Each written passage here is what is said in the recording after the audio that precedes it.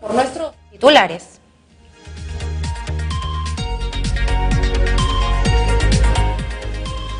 La Asociación Civil Transparencia exige la renuncia del fiscal de la Nación, Pedro Chávarri, mientras investiga su presunta participación en la organización criminal Los Cuellos Blancos del Puerto.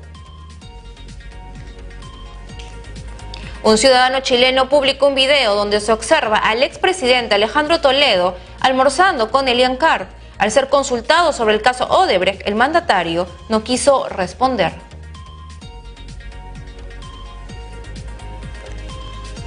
En Paracas, un empresario hotelero fue secuestrado y asesinado a balazos. La víctima habría denunciado hasta en 3 oportunidades que recibía constantes amenazas. La DIRCOTE capturó a Tomás Rojas Márquez, conocido como el Camarada Tomás. El terrorista senderista es acusado de colocar explosivos en un atentado de 1991, donde fallecieron 11 policías.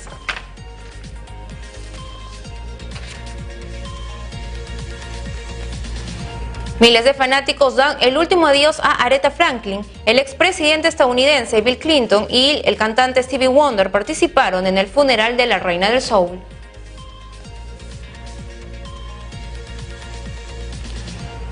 Hoy viernes empezó la primera fecha del torneo Clausura. Alianza Lima y Universitario tendrán la última chance de poder disputar con el campeón del torneo Apertura, Sporting Cristal.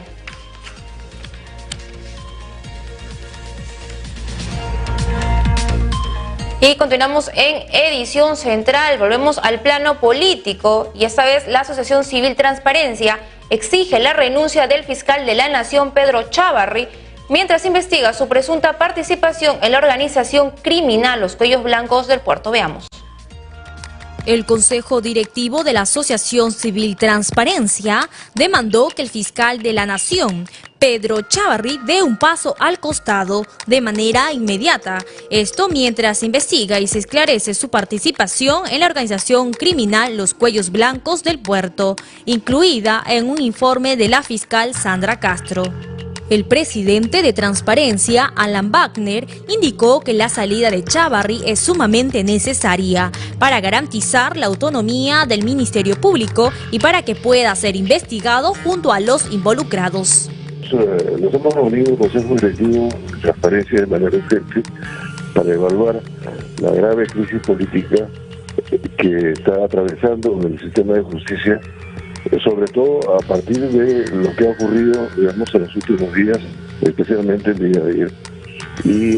Y nuestra preocupación de que esta crisis del sistema de justicia pueda devenir en una crisis política más amplia en el país. Según el comunicado de la Transparencia, considera necesario el pronunciamiento de 6 puntos importantes. Como parte de las propuestas para atender la crisis del sistema de justicia, Transparencia recomendó al presidente de la República, Martín Vizcarra, que convoque cuanto antes al Consejo para una reforma del sistema de justicia, por lo que ha sido propuesto para asegurar al más alto nivel político la pronta superación de la crisis por la que atraviesa el país, además de terminar con urgencia las acciones futuras, evitando las consideraciones de orden político en la lucha contra la corrupción. Transparencia también solicitó al Congreso de la República que se realice rápidamente el procedimiento de las denuncias constitucionales contra los exmiembros del Consejo Nacional de la Magistratura, haciendo referencia a la inclusión de los jueces, fiscales y exmiembros del CNM en el expediente contra el suspendido juez César Inostroza, presentado hace 2 días por el fiscal Pablo Sánchez. Asimismo, exhortó a los gremios, universidades, instituciones y sociedad civil en general se mantenga alerta ante cualquier acción que pueda afectar al Estado de Derecho y los principios democráticos. Por otro lado, el fiscal de la Nación, Pedro Chávarri, negó formar parte de la organización criminal Los Cuellos Blancos del Puerto, como señala el informe de la Fiscalía Anticorrupción del Callao, remitido al Ministerio Público.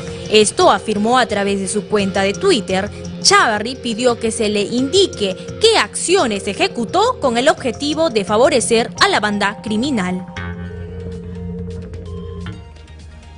Bueno, y precisamente acerca de este caso, el fiscal de la Nación, Pedro Chávarri, se pronunció a través de la cuenta oficial de Twitter del Ministerio Público. Vamos a escucharlo. Debo precisar lo siguiente. Tengo más de 32 años de limpia trayectoria en el Ministerio Público. He tenido a mi cargo muchos casos emblemáticos que han servido para dar muestras a la sociedad de mi eficiencia en el trabajo fiscal. Por ejemplo, he trabajado codo a codo con los miembros del GEIN, combatiendo el terrorismo en la peor época de violencia terrorista, y los miembros de la DINCOTE pueden dar fe de la labor que he desarrollado. Ciertos sectores subalternos me han atacado a través de críticas infundadas y malintencionadas desde que presenté mi postulación al cargo de fiscal de la Nación, porque saben que no tolero la corrupción. En toda mi trayectoria en el Ministerio Público jamás recibí una sanción, ni siquiera un llamado de atención. Siempre actué bajo el marco de la ley y dentro de las normas establecidas. Por esta razón, me sorprendí ingratamente por la gran cantidad de ataques subalternos basados en mentiras que he recibido una y otra vez por parte de gente vinculada al gobierno de turno. ¿Por qué será? ¿A quién no le conviene que se siga denunciando a importantes personajes del gobierno y de otras tiendas políticas? ¿Quién tiene miedo al saber que estamos a punto de presentar nuevas denuncias? Desde que juramenté en el cargo se tejieron una serie de mentiras. Adujeron que era un acto nulo porque no juramenté frente al presidente de la República. Luego se me acusó falsamente de haber modificado mis notas en el proceso de ratificación ante el Consejo Nacional de la Magistratura para favorecerme. Luego se publicó que fui yo quien archivó definitivamente una denuncia por boletas falsas presentada contra un fiscal supremo, entre otras imputaciones calumniosas. Como he demostrado, todas estas denuncias son falsas, no se ajustan a la verdad. Me he convertido en el blanco preferido de todos aquellos que defienden a los corruptos.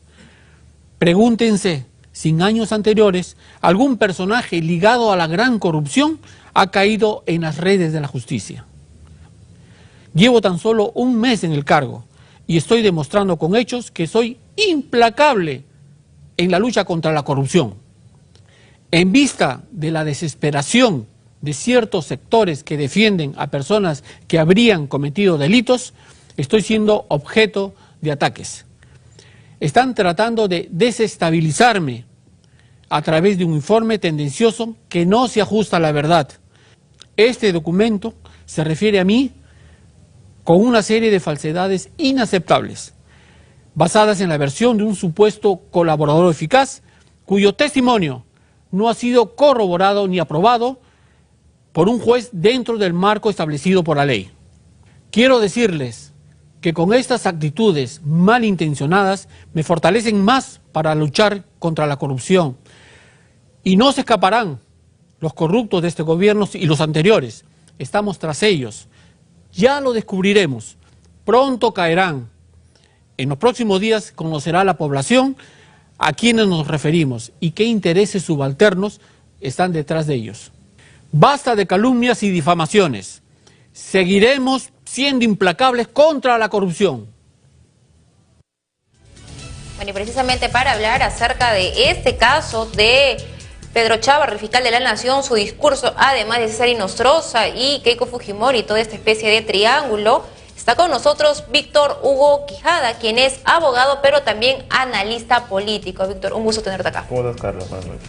A ver, primero vamos con lo reciente. Acabamos de escuchar este video, ¿no?, de Pedro Chávarri, fiscal de la Nación, que lo ha negado todo, incluso ha reforzado algunas cosas, ¿no? Ha señalado que ha trabajado codo a codo con los miembros del GEIN, ¿no?, contra el terrorismo. También ha ha rechazado este testimonio del colaborador eficaz e incluso ha mencionado que este testimonio no ha sido corroborado por un juez. ¿Qué es lo que tú piensas? Bueno, en primer lugar, los audios son de procedencia legal, ¿no? Derivan de una investigación fiscal, que justamente es una de las fiscales que el día de hoy también se lo ha estado cuestionando en algunos medios por la pertinencia o no de la difusión, porque es ya la defensa de la parte, como ya se sabe, los 12 implicados que ya han sido denunciados constitucionalmente, entre ellos vocales supremos, fiscales, incluso está el fiscal de la Nación y exmiembros del Consejo Nacional de la Magistratura. Lo que procedería es el levantamiento de la inmunidad, ¿no? Entonces, al momento ya se le levanta la inmunidad, va a proceder la denuncia inmediata por el lado de uno de los fiscales supremos, que también están siendo cuestionados. Increíblemente, de los 5, 3 están cuestionados, para que recién de ahí proceda el tema de la detención preventiva, pero ahí justamente va a entrar el tema de la pertinencia de los audios, ¿no? Son legales, pero habría que ver la pertinencia o no, en qué momento si se difundió y por qué se difundió y si es que esa difusión estuvo autorizada o no, ¿no? Ahí va a haber todo un cuestionamiento y ya sale del ámbito político y del ámbito mediático y de la novela, por decirlo así, ya netamente al campo penal. Y ahí hay todo un cuestionamiento. Ahora, que a mí no me cabe duda de que sí hay conversaciones extrañas donde por lo menos se configura el delito de tráfico de influencias, por lo menos, porque basta que una persona en el ejercicio de su cargo te llame, o cualquier ciudadano o entre funcionarios se llame para pedir un favor usando ese cargo, y no como César Inostroza como persona, sino como vocal supremo. Exacto. Y el fiscal de la Nación o cualquiera de los fiscales que son de la alta magistratura, y simplemente ya es tráfico de influencias, ¿no? Ahora, el tema de la corrupción sí tendría que verse si hubo o no hubo, ¿no? Y ahí sí va a tener que precisarse quiénes son la señora K, qué rol cumplía, por ejemplo, el señor Camayo, que era un empresario que no tiene nada que ver con la función pública. Claro, pero sin embargo tenía presencia en los círculos más altos de la justicia, ¿no? Y política también. Así es, ¿no? Y tendríamos que ver ahí quiénes son los que están siendo, ahí recién se sabrá cuando ya esto pase uno de los fiscales supremos, que ya lo deben tener a la mano, va a proceder a denunciar y ahí se sabrá quién es el colaborador eficaz, porque tiene que haber una etapa de confrontación, ¿no? Porque esas afirmaciones del supuesto colaborador eficaz, más los audios, tiene que probarse. Claro, pero también para que la gente lo entienda, colaborador eficaz no es cualquiera, es alguien que ha podido probar que efectivamente tiene verdad en lo que dice, ¿no? Que sabe que puede demostrar lo que dice en todo caso. Sí, es cierto. El rol del colaborador eficaz bajo la nueva perspectiva del Código Procesal Penal es alguien que por lo menos, uno, se ha sometido y dos, que tiene mucho asidero en las afirmaciones que está diciendo. Entre ellas hay una valoración previa para que ya hayan procedido la acusación constitucional, debe haber habido ya por lo menos una etapa previa, probatoria, por llamarlo así, preliminar, porque no es definitiva, porque eso se va a ver todavía en el juicio. Estamos en la etapa de investigación todavía, para poder determinar si es que eso no, esas afirmaciones ya se probarán, pero por lo menos tiene que haber pertinencia. Y para el Ministerio Público la hay. La hay, ¿no? La hay, y a mí no me cabe duda que no más de una semana, aparte de la institución del señor Chávarri, porque en verdad a mí ya no tiene sentido aferrarse a un cargo, hace quedar muy mal a la institución, hace quedar muy mal al Ministerio Público de los fiscales. Lo vamos a ver a todos estos 12 señores con detención preventiva de por lo menos 18 meses, ¿no? Y precisamente lo del fiscal de la Nación, Pedro Chávarri, de alguna forma se conecta con el Congreso de la República. Y es que hablábamos del levantamiento de la inmunidad, ¿no? Y esto en el marco de esta reforma de justicia, esta propuesta presentada por el presidente Martín Vizcarra. Bien, cuando Keiko Fujimori salió a hablar acerca de la reunión, entonces se manejaron varias hipótesis. Una, que lo hacía simplemente por molestar, otra que lo hacía simplemente por el tema de la popularidad, ¿no? Ella estaba en 15%, mientras que la popularidad le sonreía al presidente de la República. Y otra es para bajarse la reforma de justicia, que esto involucra a Pedro Chávarri. Recordemos, los congresistas están pidiendo que dé un paso al costado, y en el tema del levantamiento de la inmunidad, no vaya a ser que suceda lo mismo que Benicio Ríos, que cuando le levantaron la inmunidad ya no había nada que embargar, no había nada que cobrar, porque todas las propiedades estaban a nombre de terceros. Entonces, de alguna forma hay una especie de blindaje, o se quiere dar el blindaje bajándose el tema de la reforma para favorecer a Pedro Chávarri. El tema bueno, acá es netamente político, ¿no? Acuérdate que las instituciones, al menos el actual Congreso, que está manejado por Fuerza Popular, mueve o realiza sus acciones como un juego de ajedrez. Y acá hay un ánimo netamente de que ellos no quieren que salgan estos personajes como Inostroza, Chávarri y otros más que han estado en el Consejo, en la Fiscalía y en la Corte Suprema para manejarlos, pues justamente, porque acuérdate que César Inostroza, por ejemplo, iba a haber una casación. Chávarri estaba con el tema del lavajato, tenía el tema también, bueno, ahora ya lo han derivado a otro, el tema de los cócteles, el tema del lavado de activos, ¿no? Pareciera, ¿no? Porque acuérdate que más allá de lo que vemos en el papel y en la pantalla, hay poderes fácticos que manejan todas las instituciones. Ya se ha demostrado con estos tráficos de influencias, las llamadas, se ve que hay poderes fácticos que no necesariamente uno que ser funcionario o estar en el cargo para ejercer poder, como el caso de Camayo, el mismo señor Oviedo, entre otros. Hay varios. Justo yo te iba a preguntar de eso, porque cuando en la época de Alberto Fujimori con Montesinos, cayó Montesinos y automáticamente era como un castillo de naipes, ¿no? Todo se vino abajo, porque era la cabeza. Pero en este caso tenemos a Inostroza por un lado, a Chávarri por otro lado, Walter Ríos haciendo lo suyo por otro lado, y seguramente hay más cabezas. Entonces, no es una sola la que termina englobando a las demás. Es todo un sistema, por eso que acá hay crimen organizado también, que es otro de los delitos, ¿no? Que eso es un agravante al tráfico de influencias, porque estamos hablando de por lo menos 12, es una banda prácticamente, ¿no? Pues que le llamen los cuellos blancos no tiene mucha diferencia con muchas de las bandas de sicarios, porque en el fondo son delincuentes.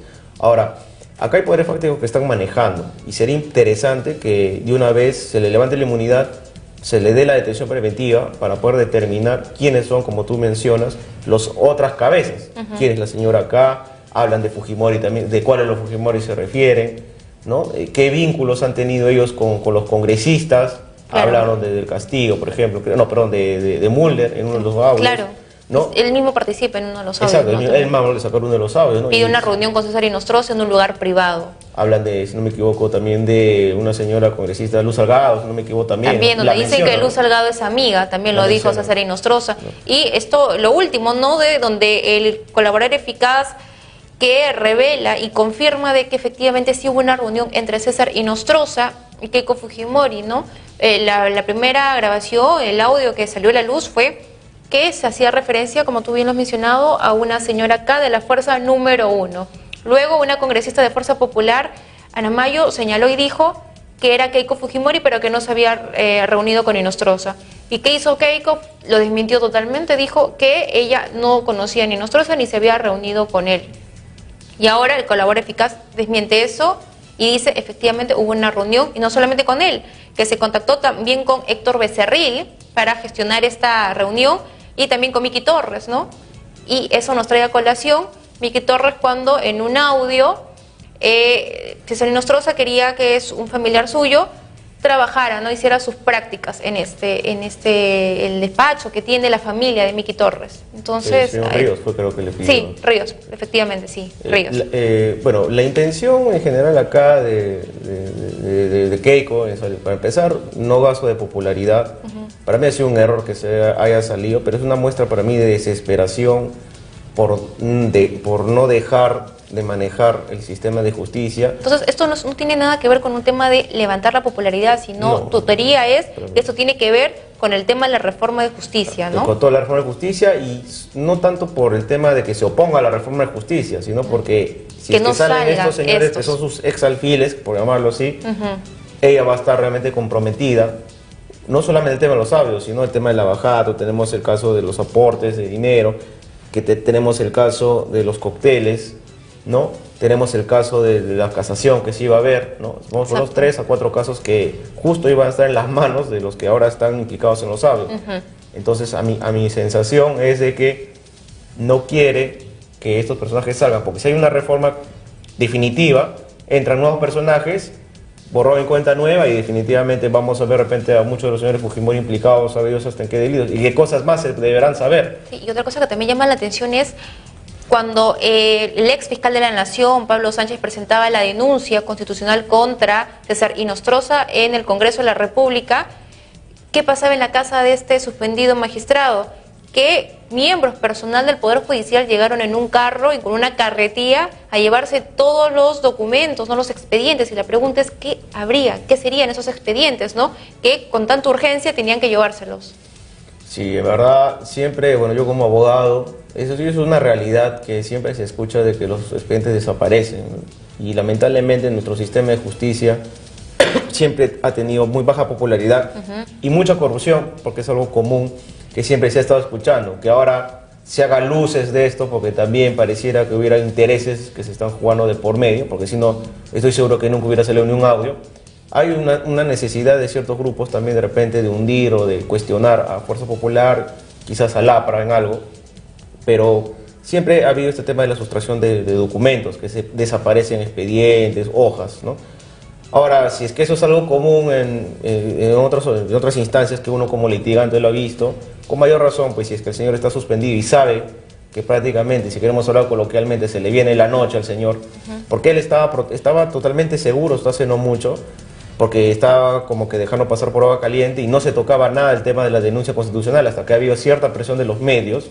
Exacto. Que recién han procedido a denunciarlo constitucionalmente, ¿no? Porque, ojo, que todavía se va a debatir el tema de la inmunidad, aunque debería proceder automáticamente. Pero los tiempos, la demora causa alarma y suspicacia, porque hemos visto que el Congreso de la República, cuando quiere agilizar las cosas, hasta en 3 días puede terminar vacando a un presidente.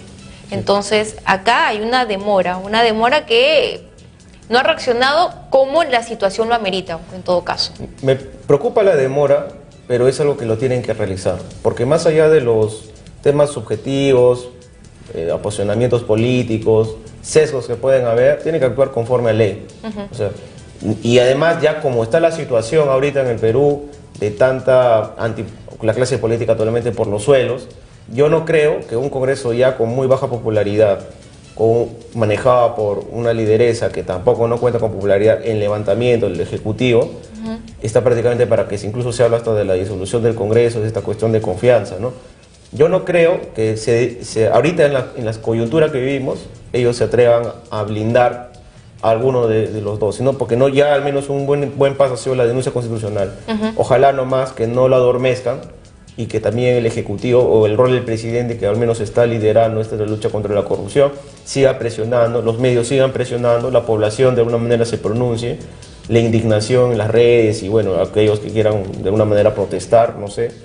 Pero es necesario para que se lleguen a realizar estos cambios, al menos que sean juzgados quienes tienen la responsabilidad, tenga que haber cierta presión mediática, etcétera, ¿no? Para poder llegar al fondo del asunto, ¿no? ¿Crees que esta reunión con Keiko Fujimori, en el caso del presidente Martín Vizcarra, cuando Keiko dijo, sí, yo me reuní, ¿no?, ante una pregunta, lo haya golpeado de forma significativa en el tema de la popularidad? Bueno, por ahí vi una imagen que Vizcarra estaba corriendo y una Keiko Fujimori que estaba incendiada y que lo quería coger, ¿no? Hasta el momento el presidente, bueno, ha tenido dos versiones de Vizcarra, ¿no? Una que era bastante del 28, que parecía que de alguna manera estaba sometido. Yo siempre en varios medios que yo lo decía, aunque nadie creía porque decían no, que no tiene nada que ver, pero siempre yo sostengo esto de los poderes, de los grupos de interés que están detrás, ¿no? Porque nadie, como dice, no va a hacer las cosas por el azar, ¿no? Entonces, y después del 28 hay un cambio total, deslinda con Fuerza Popular, quiere tomar al toro por las astas, de alguna manera hacer las reformas necesarias por estos proyectos que ha presentado. Seguramente algunos serán vía reforma constitucional, de acuerdo al artículo 106 de la Constitución, otras será por la vía del referéndum, no lo sé. Pero hay otro cambio de Vizcarra, él ha deslindado con los de Fuerza Popular. Hay una especie de confrontación nuevamente, porque a Fuerza Popular tampoco le gusta dar su brazo a torcer.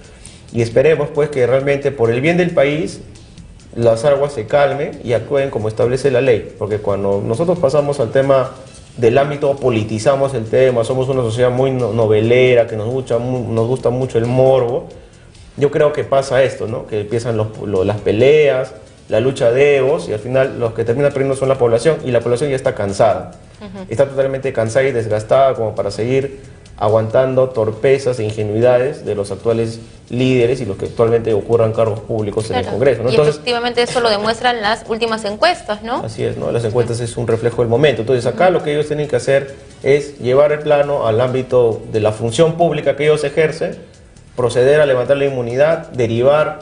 Esto es como un partido de fútbol en el fondo, ¿no? Es como que la pelota tiene ahorita el Congreso y de ahí ya pues tirará la pelota al lado de la fiscalía y verán, ¿no? Pero empezando la renuncia del señor Chávarri, que ya no tiene ningún sentido que ese señor esté ahí, ¿no? Efectivamente, ¿no? Porque claro, si él es la entidad, digamos, la cabeza de una institución tan importante como el Ministerio Público, que es la encargada de investigar a funcionarios de alto nivel. Por ejemplo, él es el encargado de investigar a César Inostroza, ¿no? En un primer momento, y ahora es Pablo Sánchez el que lo está investigando.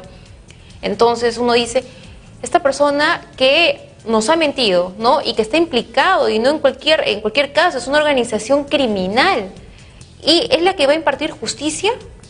Entonces, ¿qué nos queda, no? Claro, estamos hablando de la institución que persigue el delito, es el titular de la acción penal, es quien acusa. Entonces no tiene ningún sentido que una persona con tantos cuestionamientos sea la cabeza de la institución que justamente representa estos principios. Y también quería hablarte, y yo sé que el tiempo nos gana, acerca de Edwin Oviedo, porque Edwin Oviedo también está involucrado. Independientemente de que él sea el presidente de la Federación Peruana de Fútbol, y esto no es un tema, no tiene nada que ver con el tema de fútbol, de las entradas, que también, claro, no es cuestionable, es el tema de que este hombre es acusado de liderar una banda criminal, también los Huachiturros, ¿no? De Tumán, donde 2 personas han muerto. O sea, no es poca cosa, es una cosa muy grave. Y precisamente el caso lo tenía César, o mejor dicho, César Inostroza, según el Colaborador Eficaz, él habría gestionado para ayudarlo, beneficiarlo, ¿no? En este caso. Sí, definitivamente el señor Oviedo ya ayer dio una conferencia de prensa. En verdad yo pienso que el tema deportivo, como tú bien lo mencionas, tiene que apartarse del ámbito legal, ¿no? Y también él tendrá, bueno, que responder los problemas legales en los que está implicado. De por sí, todo esto de los sabios ya es un escándalo mediático, pero en el ámbito legal penal lo que él tiene que hacer es simplemente afrontar los procesos como corresponde, y si ha cometido alguna irregularidad respecto a un posible tráfico de influencias o canjear favores como esto de dar entradas o viajes a cambio de algo, habría que probarse qué cosa pidió a cambio, ¿no? Y en base a ello, pues, tendrá pues que responder ante la justicia, ¿no? Y si es que le dan detención preventiva es lo que le corresponde, ¿no? Pero esto para mí no tiene nada que ver con el aspecto deportivo. Claro, eso porque es un a mí tema... sí lo que me preocupa a veces es que a veces utilizan ciertos errores de algunas personas para deslegitimar el trabajo deportivo que les está haciendo. No, eso es una cosa aparte, porque ese tema judicial ya lo venía arrastrando incluso antes de ser el presidente de la Federación Peruana de Fútbol. Mucho antes, cuando era en el Grupo Viejo, cuando era presidente. Ahí hay un tema. ¿Crees que el que él haya sido o elegido como presidente de la Federación Peruana de Fútbol puso los reflectores sobre él, porque este caso estaba, si bien es cierto, en tema judicial, pero no tenía digamos, la relevancia que tiene ahora, ¿no? Al menos por la ciudadanía, que desconocía en este caso? Sí, acá hay temas que se tienen que esclarecer respecto a los manejos de las tierras, de todo lo que es la región Lambayeque, bueno, todo lo manejo de lo que es la caña de azúcar, donde él está implicado, donde justamente hay todo un tráfico de personas y de armas y sicariato, ya que estamos hablando también de crimen organizado. Sí. Y de verdad, si es que ya se sabía que este señor tenía esos procesos en marcha, y no era ningún angelito, porque estamos hablando de juicios en marcha, o sea, que hay acusación, no investigación, porque el proceso penal tiene una etapa de investigación y una etapa de acusación, de juicio, y acá estamos hablando de juicios. Entonces estamos hablando de que no se entiende cómo pudo haber llegado vulnerando el reglamento de la misma FIFA, porque no es, la Federación Peruana de Fútbol no es una institución que dependa del Estado, sino es un órgano internacional. Exacto. Por eso que el Estado no puede hacer nada, no lo podrán pedir su renuncia, pero va a depender mucho de los estatutos de la FIFA, más que de las normas peruanas. Pero si ya se sabía todo esto y no se entiende cómo llega para empezar a ser presidente de un club de primera división y después actualmente presidente de la Federación Peruana de Fútbol, ¿no? Sí, acá tendría que pedirse a la FIFA el pronunciamiento necesario, ya con todo lo que existe, porque tenemos audios, tenemos juicios en marcha con acusación, y acá lo único que correspondería es que el Ministerio Público curse un oficio a través del Ministerio de Relaciones Exteriores a Suiza y que simplemente evalúen el caso por un tema disciplinario, ¿no? Y será a ellos les compete la suspensión o simplemente retiro, ¿no? del señor, ¿no? Claro, efectivamente. Entonces, de hecho, este caso va a dar mucho más que hablar, porque este Colaborador Eficaz recién ha comenzado a hablar, o al menos recién se conocen, pero seguramente debe conocer mucho más y debe tener cómo probarlo además. Es lo que yo sostenía también antes, ¿no? Que desgraciadamente siempre al caer a veces se rompe la cadena por el eslabón más débil, y bajo todos estos escándalos que están habiendo, porque son por unos 60.000 audios que se están difundiendo, que incluso hay jueces, vocales de provincia. Acá estamos hablando de que tiene pues que haber colaboración, como tú bien mencionas, de las partes que están implicadas, porque estamos hablando de penas de 35 años. Como colaborador eficaz, por lo menos te pueden dar hasta 15 años en la cárcel. Walter Ríos también quiere ser colaborador Seguramente eficaz. él también sea uno de los que esté aportando por el lado del Callao, ¿no? Porque le corresponde todo lo del Callao. Y esperemos pues que por el bien del país esto se esclarezca, se sepa quiénes son los responsables y sobre todo que quienes están a cargo de las investigaciones, las denuncias y todo lo que corresponde a la Fiscalía, al Poder Judicial y al Congreso, pues procedan conforme a ley y que simplemente hagan su trabajo, ¿no? Efectivamente, ¿no? Porque es lo que la gente quiere, justicia. Justicia es lo que uno espera, aspira, y ahora, como vemos, la gente siente que no existe justicia en ninguna parte, porque el juez que está viendo tu caso a lo mejor también está implicado, ¿no?, en algún audio, o también tiene uno o persigue intereses subalternos. Sí, la sensación de impunidad en nuestro país es muy grande y es algo que desanima a mucha población, tanto así que tú conversas en las calles, ahora que se vienen las elecciones, nadie sabe por qué votar a un mes casi ya de las elecciones. No, y también los candidatos que se presentan, muchos de ellos también han ejercido algún cargo público y precisamente han tenido algunas denuncias, ¿no?, alrededor de ello.